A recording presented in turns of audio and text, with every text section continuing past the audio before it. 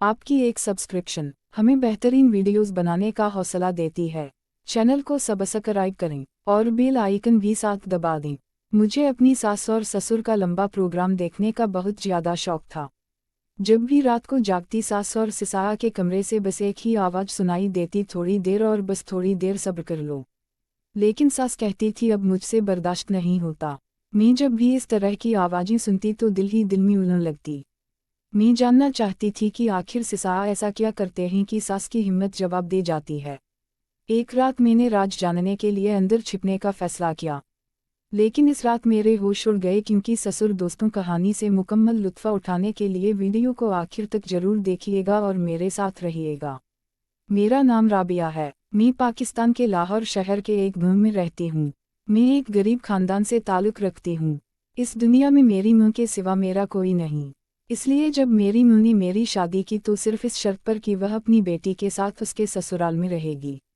जिस घर में मेरी शादी हुई इसमें 3 ही अयाद थे, मेरी सास, सिसारा और उनका बेटा आमिर। मेरी शादी के कुछ माह बाद ही मैं विवाह हो गई क्योंकि मेरा शौहर अचानक एक हादसे में बेटा पा गया।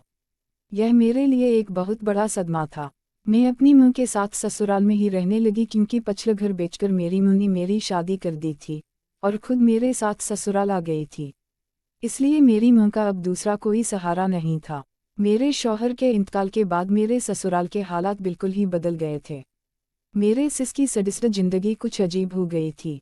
मेरे शौहर के इंतकाल से करीबन 1 माह पहले ही मेरे सिस की तीसरी शादी हुई थी और अब मैं विवाह होकर यह देखकर हैरान रह गई थी कि हर सुबह नई दलाना घर के किसी कोने में बैठी रो रही होती और उसकी हालत कुछ अजीब सी होती।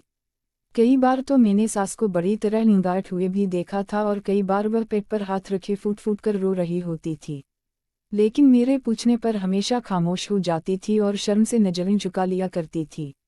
उनके इस अंदाज पर मुझे भी अलाना महसूस होती और मैं मजीद सवाल करने से रख जाती। लेकिन एक दिन जब मैंने सास को नाश्ता के वक्त किचन में रोते देखा तो मुझसे रहा ना गया। मैंने उनसे पूछा कि आखिर मामला क्या है। मेरी बात सुनकर वह कहने लगे, तुम भी तो शादीशुदा हो, तुम भी उस दर्द से गुजर चुकी हो, तुम्हें भी मालूम होगा कि मुझ पर हर रात क्या गुजरती है। सास की यह बात सुनकर मैं शर्मिंदा हो गई थी, लेकिन मेरे साथ तो ऐसा कुछ नहीं हुआ था। हालांकि मैंने अपने शौहर के साथ इतने दिन ऐसे गुजारे थे और मुझे इस तरह की तकलीफ का अंदाजा था। लेकिन मैं हैरान थी कि मेरा 56 साला सिसारा ऐसा क्या करता है कि सास इस कदर परेशान रहती हैं। सिसारा भी दबला पतला था। इस दिन के बाद से मैंने सास से कोई सवाल ना किया।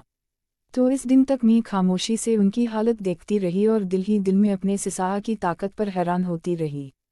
मेरी शादी को ज़्यादा यस नहीं गुजरा था। मेरा शौहर हफ्ते में 2 बार भी मेरे करीब आता तो उसके बाद वह बहुत ज़्यादा थक जाता था। हालांकि वह सिर्फ 18 साल का जवान मर्द था, लेकिन सिसारा तो रोज रोज ही सास को परेशान करता था। हर सुबह सास भीगे बालों और साका आंखों के साथ कमरे से निकलती थी और बड़ी मुश्किल से घर के काम काज निपटाती थी। मैं और मेरी मां हर रोज सास को तकलीफ में देखते थे, लेकिन हम दोनों उनके लिए कुछ नहीं कर सकते थे। कभी कभी तो मुझे लगता था कि सास झूठ बोलती हैं, सिस इतनी उम्र में रोज रोज यह सब कैसे कर सकते हैं। और फिर एक रात जब मुझे नींद ना आई और मैं अपने कमरे से निकली तो बिला इरादा ही मैं सिसारा के कमरे के दरवाजे तक पहुंच गई। जैसे ही मैंने दरवाजे से कान लगाया, अंदर से आने वाली आवाज़ें सुनकर मैं शर्म से पना हो गई। सास गुस्से में सिसे कह रही थी, तूने मेरा जीना मुश्किल कर दिया है, कुछ तो शर्म कर। मुझे तो लगा था कि चंद दिनों की बात होगी, लेकिन तेरा दम तो खत्म नहीं हो रहा। अब मेरी बर्दाश्त खत्म हो गई है, मैं उससे ज़्यादा नहीं सह सकती, छोड़ दे मुझे। जबकि सिसारा कह रहे थे, अभी वक्त ही कितना हुआ है और तुम ऐसी बातें कर रही हो। मैं तुमसे ऐसी मोहब्बत करता हूँ जो सारी जिंदगी खत्म ना होगी। कुछ देर की खामोशी के बाद सास की सिसकियों की आवाज़ सुनाई देने लगी और मैं समझ गई कि अंदर क्या हो रहा होगा। शर्म के मारे मैं वापस पलट गई थी और मुझे यकीन हो गया था कि सास सच ही कहती हैं। इस उम्र में भी सिसारा मुकम्मल तौर पर सेहतमंद था। इस दिन के बाद से मैंने साइज की तरफ से अपनी आंखें बंद कर ली थी क्योंकि यह मियां बीवी का जाती मामला था। अभी 1 माह ही गुजरा था कि एक सुबह मेरी हैरत की इंतहा ना रही। सास रोते हुए अपने कमरे से निकली थी। इनके हाथ में सामान का बैग भी था। उन्होंने मेरी मां की तरफ एक नज़र डाली और कहने लगी, बस मैं इस आदमी के साथ मजीद गुजारा नहीं कर सकती। इसने तो मेरी जान ही निकाल कर रख दी है। मैं अपने मायके जा रही हूँ। मेरी मां ने उन्हें रोकने की कोशिश की, लेकिन वो ना माने। मैंने भी समझाना चाहा, मगर वह फैसला कर चुकी थी, इसलिए वह अपना सामान उठाकर सिसाआ का घर छोड़कर चली गई। मैंने एक नज़र अम्मी पर डाली जो सिर पकड़कर बैठ गई थी। मैं पानी का गिलास लेकर अम्मी के पास पहुंची तो वह कहने लगी, तुम्हारे सिसाआ किसी औरत को टिकने नहीं देते, 55 साल की उम्र में भी ना जाने ऐसा क्या करते हैं कि बीम छोड़कर चली जाती हैं। अब यह भी चली गई है, फिर तुम्हारा सिसाआ अगली शादी के लिए घर में शोर मत। अम्मी की बात सुनकर मुझे हंसी आ गई, क्योंकि सिसाआ का बेबी के बगैर गुजारा नहीं था और कोई भी बीवी उनके साथ ज़्यादा दिन टिकती नहीं थी।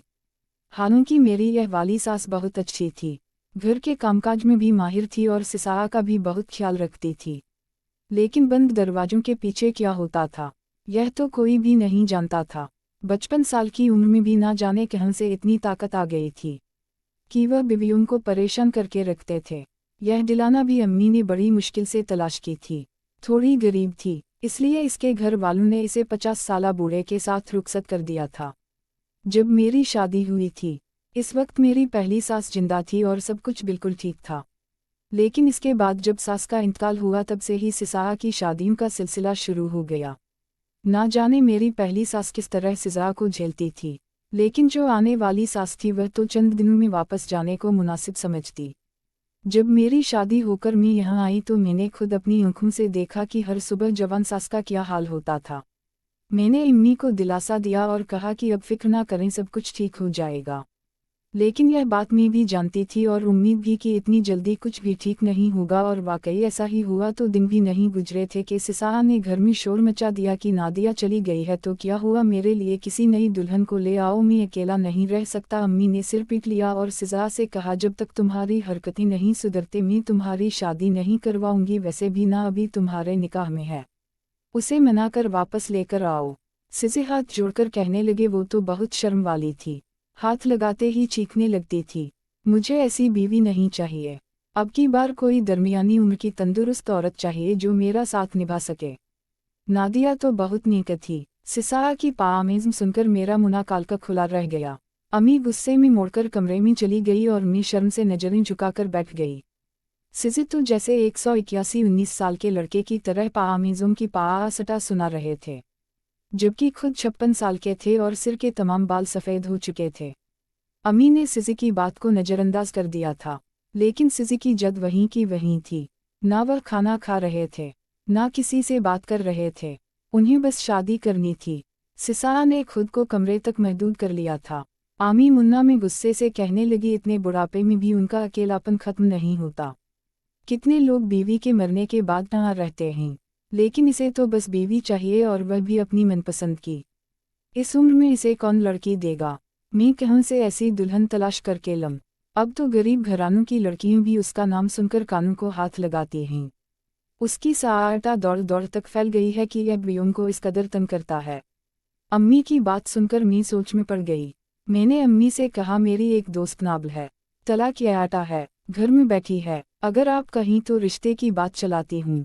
दरमियानी उम्र की है, सेहतमंद भी है। एमी ने एक नज़र मेरी तरफ डाली और कहने लगे, तुम्हें मुनासिब लगता है तो बात करके देख लो, लेकिन मुझे यकीन है कि तुम्हारा सिजा उसे भी महीने से ज़्यादा टिकने नहीं देगा। ताकत की ऐसी कौन सी दवा खाता है जो सारे रिकॉर्ड तोड़ देता है। मैंने बड़ी मुश्किल से अपनी हंसी छिपाई और अपनी दोस्त की मुंह को फ़ोन कर दिया। मेरी दोस्त बहुत तेज व्रत थी, इसी वजह से उसकी तलाक हो गई थी। कोई उसके आगे ठहर नहीं सकता था और मेरा ख्याल था कि अगर उसकी शादी सिसाआ से हो जाए तो फिर सिसाआ को उसे छोड़ने की ज़रूरत ही ना पेश आए। वह किसी ना किसी तरह सिसाआ को काबू में कर ही लेगी। यही सोचकर मैंने अपनी दोस्त की मुंह से बात किया। वह अपनी बेटी से वैसे ही नाराज बैठी थी क्योंकि उसने घर में बड़ा फसाद कर रखा था, इसलिए फ़ौरन राजी हो गई। हालांकि मेरी दोस्त और सिसाआ की उम्र में काफ़ी फ़र्क था, लेकिन मेरे ससुराल के हालात भी कुछ खास नहीं थे, इसलिए चंद दिन बाद मेरे कहने पर सादगी से मेरी दोस्त की शादी सिसाआ से हो गई और वह रुखसत होकर हमारे घर आ गई। लेकिन कुछ दिन बाद उसने भी वही कहना शुरू कर दिया जो पकालिसस कहा करती थी। वो भी कहने लगी कि सिजे के साथ गुजारा नहीं हो सकता और वापस जाने की बात करने लगी। मैंने हैरत से अपने दोस्त से पूछा कि आखिर तुम सिसाआ के साथ गुजारा क्यों नहीं कर सकती। वह मेरी तरफ देखकर कहने लगी, उस बूढ़े में कुछ ज़्यादा ही जान है। मैंने तो यह सोचकर शादी की थी कि अब इसमें दम नहीं होगा, मेरी जिंदगी आराम से गुजर जाएगी। लेकिन यहाँ आकर पता चला कि यह तो हटकाटा है। और फिर वह आहिस्ता से मेरे करीब आई और कहने लगी, तुम्हें पता है ऐसा क्यों है? मैंने अहंकार में सिर हिलाया तो वह बोली, क्योंकि यह जो खास नुस्खा इस्तेमाल करता है यह उसका नतीजा है। यह कहकर वह वापस अपने कमरे में चली गई। लेकिन मैं सोच में पड़ गई थी। फिर धीरे धीरे मुझे समझ आने लगा कि सिसाआ वाकई कोई ऐसी चीज़ इस्तेमाल करता है जिसकी वजह से उसमें इतनी ताकत है। मैंने तो अपना सिर ही पकड़ लिया था। यह बात तो मेरे जेहन में ही नहीं आई थी।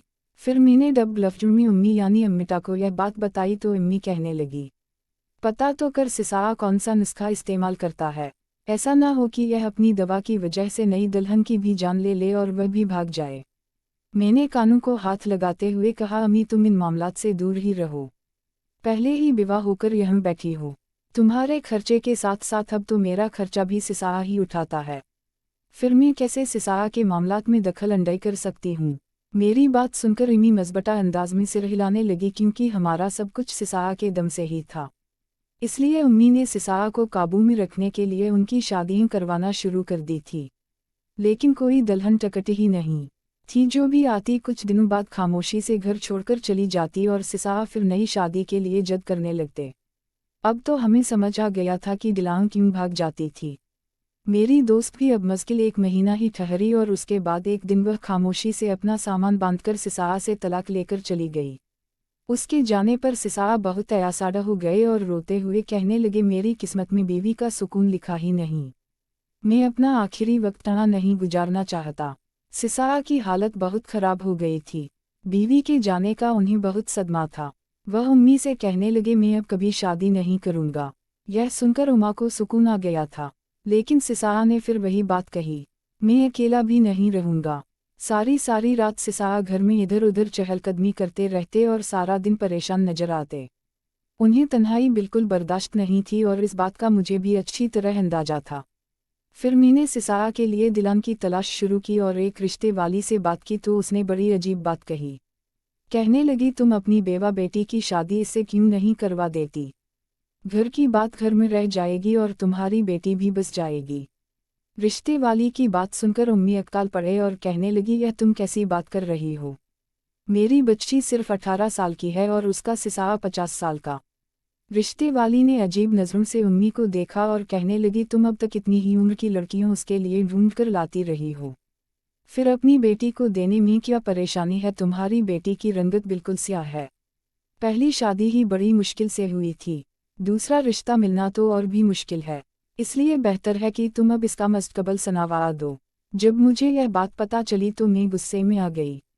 मैंने कहा, अम्मी आप कैसी बातें कर रही हैं? मैं कैसे अपने सिसाआ से शादी कर सकती हूँ? अम्मी कहने लगे, तुम्हारे सिसाआ तो पैसे वाले भी बहुत हैं, और वैसे भी मैं तुम्हारे कम उम्र में बेवा हो जाने पर बहुत परेशान हूँ। तुम्हारी शक्ल वह सूरत और रंगत भी ऐसी नहीं कि दूसरा रिश्ता आसानी से मिल जाए। एमी की बात सुनकर मैं सोच में पड़ गई। काफ़ी अरसे से खुद भी तन्हाई से तंग आ चुकी थी। एक औरत जब सडिस्ट जिंदगी गुजारने के बाद तन्हा हो जाती है तो उसके लिए अकेला रहना आसान नहीं होता। उसकी नयाज़ेटे और जज्बाती आयटा उसे परेशान करती हैं। जिस रात मैंने सिसाआ के कमरे से सास की आवाज़ें सुनी थी, मैं खुद भी सारी रात अबकिना में रही थी। मेरा भी दिल चाहता था कि मेरी ज़िंदगी में फिर कोई शरीक हो जाए। बहुत सोचने और समझने के बाद मैंने सिसाआ से शादी की हामी भर ली और जब यह बात सिसाआ को पता चली तो वह खुशी से पागल हो गए। कहने लगे, उससे अच्छा और क्या हो सकता है? यह तो मुझे कभी छोड़कर भी नहीं जाएगी। उम्मी ने सादगी से निकाह का इंतजाम किया। 2-4 पड़ोसियों को भी बुला लिया गया और हमने खामोशी से निकाह कर लिया। जब पड़ोसियों को पता चला कि मैं यानी राबा अपने सिसाआ से शादी कर रही हूँ तो हर कोई हैरान रह गया। सब यह जानते थे कि वह मेरा सिसाआ है, लेकिन अब मैं उसकी बीवी बनकर उसके कमरे में चली गई थी। इसके बाद एक अजीब सा खौफ मुझे सताने लगा था। मैं सोचने लगी थी कि ना जाने सिसाआ में कितनी ताकत होगी। वह पहली रात क्या करेंगे? मैं किस तरह उन्हें बर्दाश्त कर सकूंगी? कुछ देर बाद सिसाआ कमरे में एवा अलमारी में से एक लिफाफा निकालकर एक कोने में बैठ गए। यह देखकर मैं उठी और इनके पास गई तो मैंने पूछा, अब क्या कर रहे हैं? वो कहने लगे, बुने हुए चुने हैं। मैं रोजाना इस्तेमाल करता हूँ। सिसारा की बात सुनते ही मेरे जेहन में सास की बात आ गई कि वह देसी नुस्खा इस्तेमाल करते हैं। मैंने फौरन सिसारा से वो कामों वाला लिफाफा छीन लिया और कहा, आपको यह खाने की जरूरत नहीं है। सिसारा नाराज हो गए। उन्होंने वो लिफाफा मेरे हाथ से वापस लिया और कहने लगे, मैं बूढ़ा हो रहा हूँ, मुझे खुद अपना ख्याल रखने की जरूरत है। फिर सिसारा ने काऊ में थोड़ी सी मिश्री मिलेवा उन्हें दूध के गिलास में डाल दिया और मेरी आंखों के सामने ही वह दूध का गिलास पी गए। मेरे सारे वजूद से पसीने छोड़ने लगे। मुझे लग रहा था कि अब मैं भी बाकी सासों की तरह सिसके आगे टिक नहीं सकूंगी। लेकिन कुछ देर बाद मेरी हैरत की इंतहा ना रही जब सिसारा ने बड़ी मोहब्बत से मेरा हाथ थामा और कहने लगे, तुम थक गई होगी, आराम कर लो। उन्होंने मेरे साथ ना कोई जबरदस्ती की ना रिश्ता कायम किया, बल्कि मेरी टाइकना का एहसास करते हुए मुझे सोने दिया। कुछ देर बाद में गहरी नींद सो गई। अगली सुबह बहुत खुशगवार थी। सिसारा एब शौहर ने मुझे एक बड़ी रकम दिया और कहने लगे, यह तुम्हारे मुस्तकबिल की हिफाजत के लिए है, उसे अपने एक में रख लो ताकि अगर मुझे कुछ हो जाए तो तुम्हें कोई परेशानी ना हो। यह सुनकर मैं कुछ परेशान हुई और मैंने कहा, आपका साथ मेरे पास है तो मुझे उन पैसों की कोई ज़रूरत नहीं। मेरी बात सुनकर सिसारा के चेहरे पर खुशी आ गई, लेकिन फिर भी उन्होंने वह पैसे मेरे अकाउंट में जमा करा दिए। फिर 24 दिन गुजर गए, लेकिन मैंने सिसारा में कोई बड़ी आदत नहीं देखी। वह बहुत ख्याल रखने वाले, ठंडे मिजाज के और हर छोटी बड़ी बात का ध्यान रखने वाले शौहर निकले। हमारे दरमियान इस दबी ताल्लुक भी कायम हो चुका था, लेकिन इसमें भी सिसारा ने कभी कोई जबरदस्ती नहीं कर, बल्कि हर बात में मेरी मर्जी और खुशी डाया की। मेरे करीब आने से पहले भी वह मुझसे इजाज़त तलब करते थे। मैं बिल्कुल हैरान थी जो सोचकर मैंने शादी की थी। सिसारा वैसे बिल्कुल नहीं निकले। फिर एक दिन मुझसे रहा ना गया तो मैंने सिसारा से यही सवाल कर डाला, आपके साथ इतनी बीवियां आई लेकिन सब छोड़कर चली गई, आखिर क्यों? सिसारा ने मेरी तरफ देखा, फिर गहरा सांस लेवा एक ऐसा इंसाया किया कि मेरे रोंगटे खड़े हो गए। सिसारा कहने लगे, मैंने सारी जिंदगी तुम्हारी पहली सास के साथ गुजारी। वह छोटी छोटी बातों का ख्याल रखती थी, इसलिए उसके बाद यहाँ रहना मेरे लिए बहुत मुश्किल हो गया था। इसीलिए मैं शादी की जद करता था, लेकिन जो भी दिलाना आती उसकी नज़र अगले ही दिन मेरे पैसों पर जम जाती। जैसे मैंने तुम्हें तुम्हारे मुस्तकबिल के लिए पैसे दिए, वैसे ही मैंने अपनी पहली बीवियों को भी शादी के अगले दिन पैसे दिए ताकि वह खुद को मेरे साथ गैर महफूज ना समझे। मैं चाहता था कि वह यह ना सोच कि मैं बूढ़ा हूँ और अगर जल्दी पार्टा हो गया तो उनका क्या होगा। इसीलिए मैं पैसे देकर उन्हें सुकून देना चाहता था, लेकिन उनकी नीयत बदल जाती। कुछ दिनों बाद वह बहुत सारा पैसा लेकर तलाक लेना मुनासिब समझते।